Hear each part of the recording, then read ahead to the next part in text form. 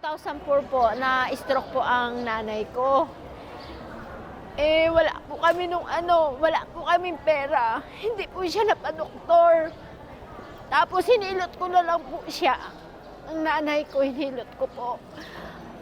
Nagdasal po ako sa Panginoon na pagalingin po siya.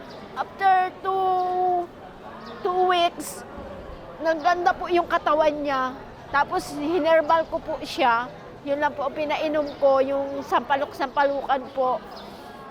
Yun, mayos po siya. Mabait po kasi ang Panginoon. Kasi pinagaling po siya. Hindi po siya nakaranas ng doktor.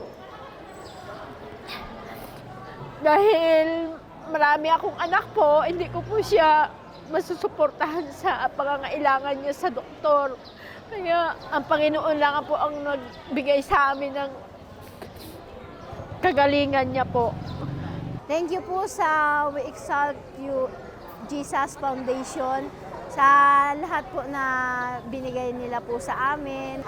Chineka po ni Doc at binigyan po kami ng mga medicine. Maraming po salamat sa kanila po at pagpalain po sila ng Panginoon. At marami rin po salamat sa binigay na shoes sa nanay ko po. Maraming po salamat.